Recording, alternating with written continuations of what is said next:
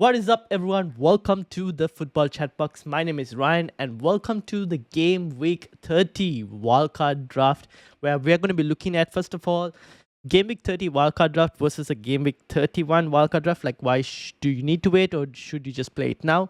We'll look at the reasons for that. We'll talk about chip strategy, regardless of whichever chip you have. We'll talk about all of the possible combinations, and if I have missed one, you can let me know in the comments, and then we'll discuss it in the comments as well. And then we'll talk about the players. Now, the players I've got here on this draft is not the only players that you can get. There are others as well, which I will go into detail when we get into the players section.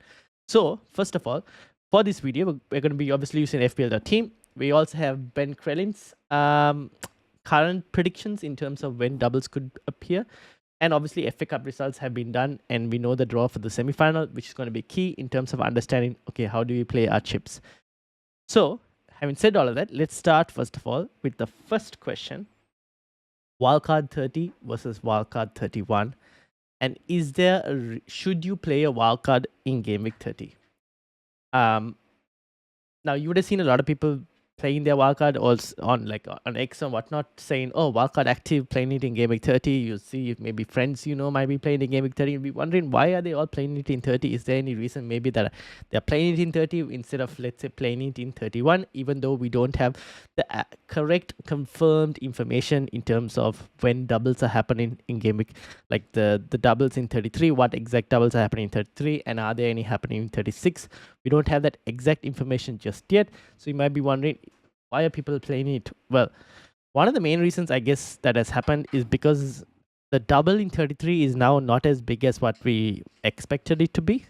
And that means there's less information that is probably that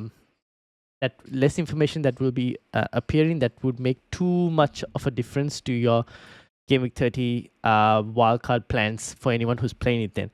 Because you are expecting the teams now that have qualified to the FA Cup semi-finals, so basically Forest, City, Crystal Palace and Aston Villa, all of their games will most likely now move from the games they had in 34, will move into 33, which is what this graph shows. So Crystal Palace was supposed to play Arsenal in 34, and that goes into 33. Same thing for Arsenal's fixture will also move into 33. Aston Villa, obviously, they played City, and their fixture also gets moved in from 34 to 33.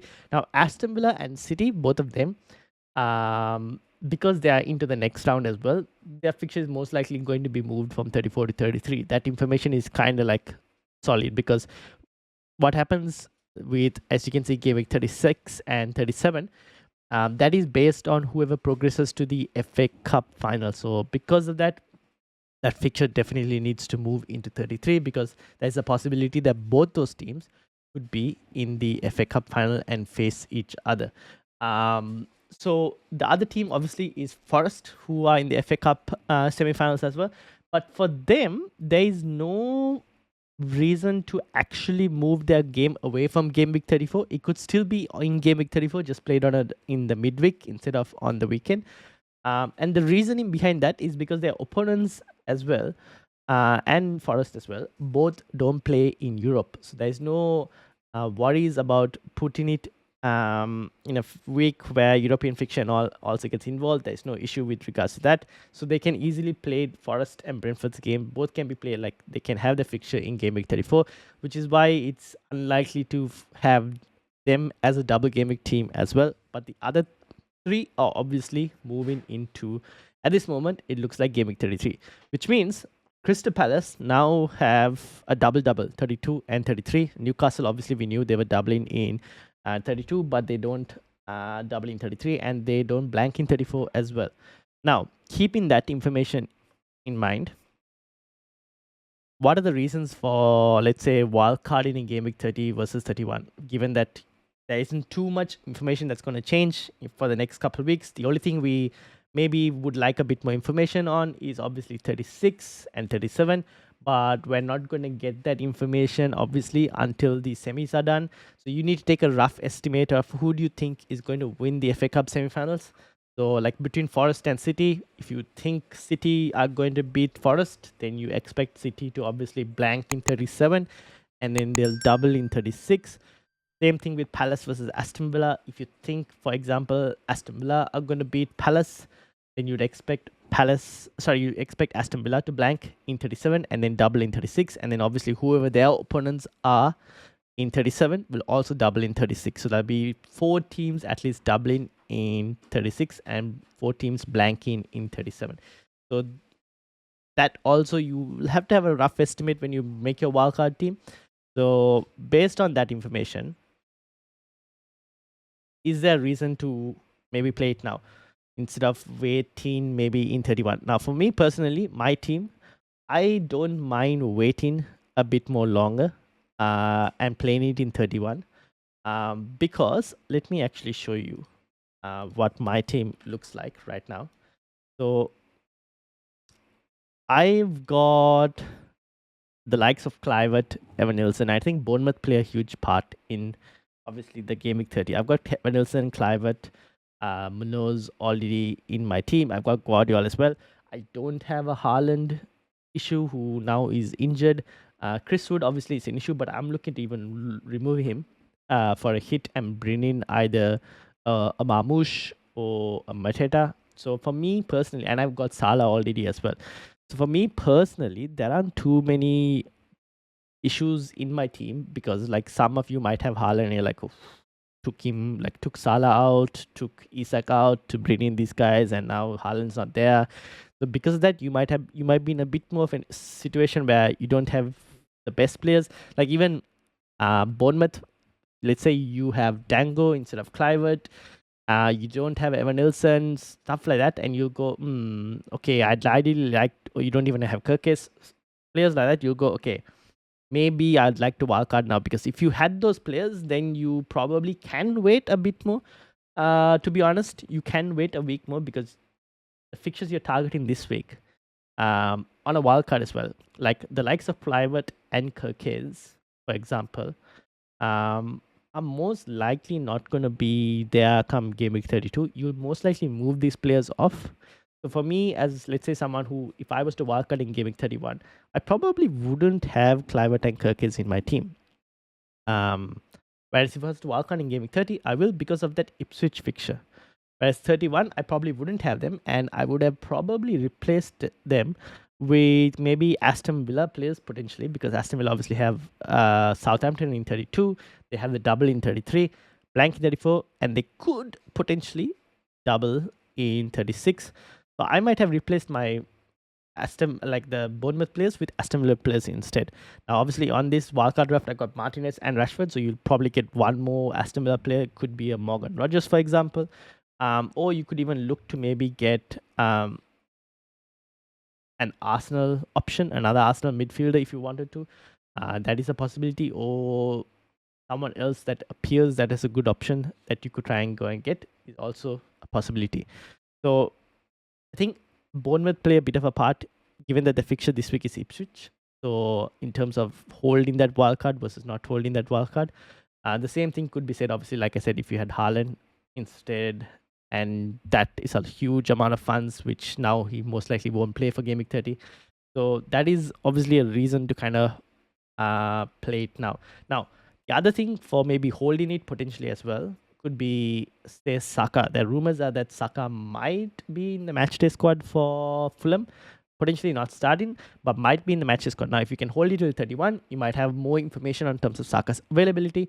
But if you're playing it in Game Week 30, you might go with the safer option of a placeholder in Palmer. You might already have Palmer in your team. You go, okay, I'm just going to keep Palmer in my team as a placeholder for price reasons, and then I'll move him to Saka in Game Week 31. Someone who's playing that in Game Week 31, again, you also want to be able to, a few things that you want to be able to be in a strong position is being able to roll transfers as well. I think rolling people who potentially play their wildcard in Game Week 31 might slightly have more transfers that they're able to roll because of slightly more information compared to those in Game Week 30. So that can play a key part, not now, but slightly later, post Game Week 34, that you could see a few more the impacts of that a bit later post Game Week 34. Those are few things obviously between Game Week 30 versus Game Week 31 that you kind of have to consider in terms of player selection and whatnot. You could even just go, all right, I'm just going to go with Saka straight away and maybe I'll just bench him and we'll see how it goes, kind of thing. You could do that as well potentially. Now, that is game week 30 versus 31. Let's talk chip strategy. Now, chip strategy, few things to consider. For those of you, let's assume the chips that you would have are bench boost, free hit, and one of triple captain or assistant manager. Now, because if you used your AM chip, you have your triple captain because you probably didn't play it on Salah. Those of you who have your AM chip still available probably played your triple captaincy on Salah. So it's one of AM or triple captain. Let's talk about the assistant manager chip. Now, you could play the assistant manager chip. You could wildcard this week, play assistant manager on maybe Glasner in 31, 32, and 33, and not have to make a transfer on a manager, and potentially get 5 table bonus games. You get the table bonus versus Brighton right now. Let me just confirm that. Yes, you get the table bonus versus Brighton, most likely, as long as who are Brighton playing this week? Aston Villa. Ooh. You should potentially get the table bonus. Depends on what happens with the other teams, but you potentially should be in a position where you might get the table bonus versus Brighton, but you will get it versus City and Newcastle, and then you get it versus Arsenal as well, table bonus. So you get at least 3 to 4 table bonus games. You won't get the one against Bournemouth. That's very unlikely. So that'll be a good position where you get a couple table bonus games with Glasner. You could go for others as well, where you go, okay, maybe I just want to get another manager who has a table bonus guaranteed in 31. Let's say Brighton just doesn't come. You go for another manager and then you swap to Glasner. That's also possible. Or you could just stick with Glasner. The other window for you to play the assistant manager, if you don't play it in 31 to 33, would be potentially 36 to 38 or 35 to 37.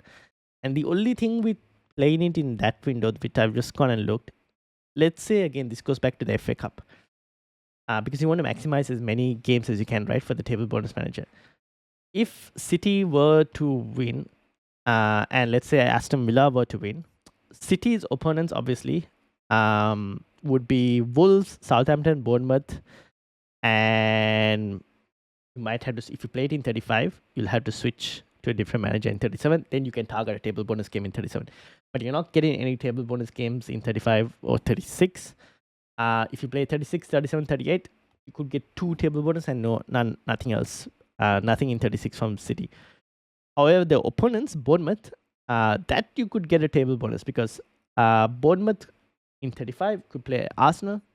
36, obviously the City game. Aston Villa, you're not going to get a table bonus. And then you could target a table bonus manager in 37. Like you could move from Areola to someone else. So you might get potentially 3 table bonuses, but you have you're backing against Bournemouth to beat Arsenal and City is not the most easiest of challenges. So it's not the most guaranteed of table bonuses as well. Or no table bonus is guaranteed, but it's not the most easiest of table bonus fixtures to get.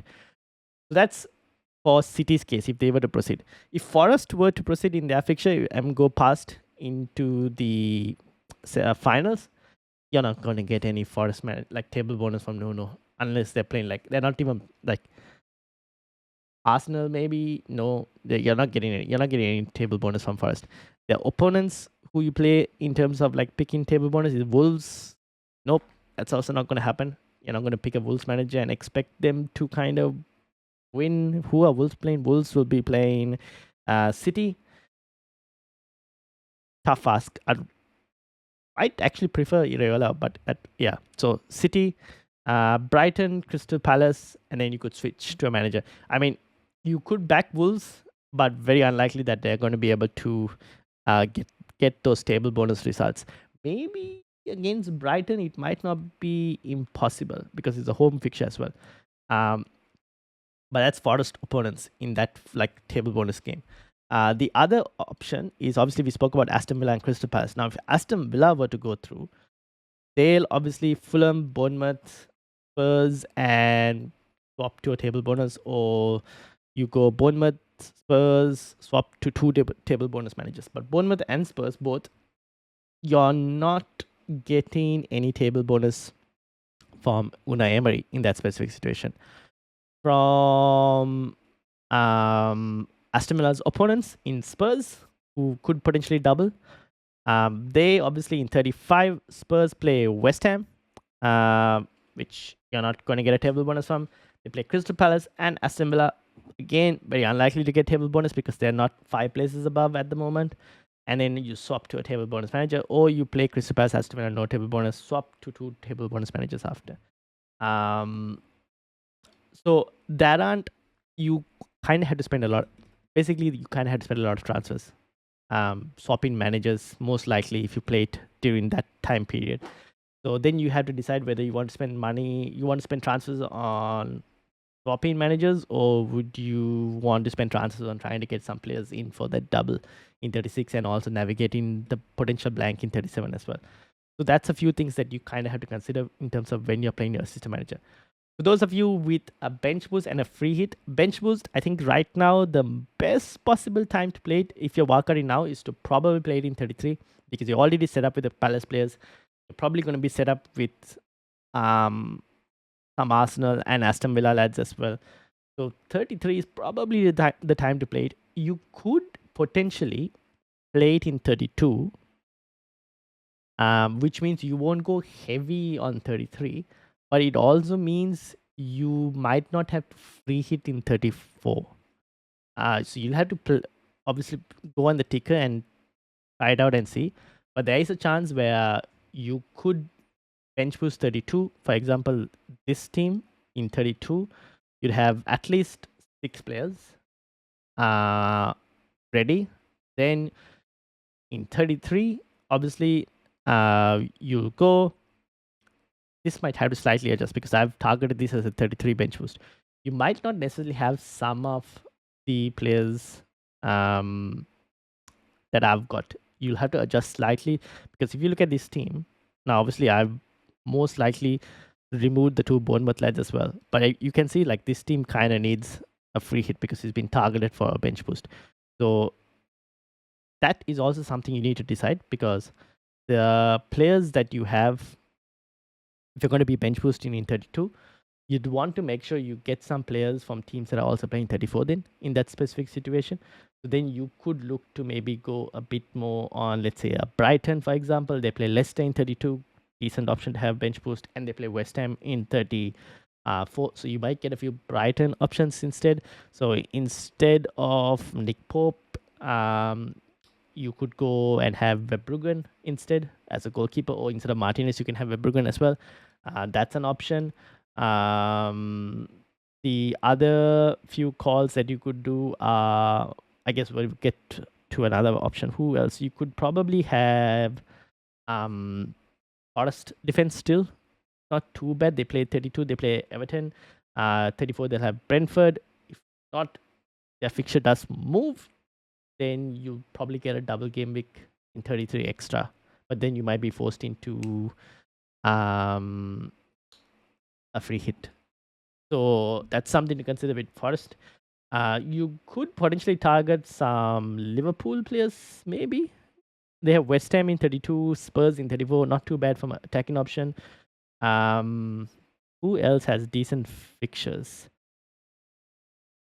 We look at so Brighton, obviously.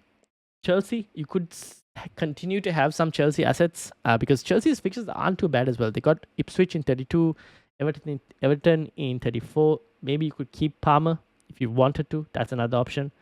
So there are a few things to kind of consider if you wanted to avoid the free hit in 34.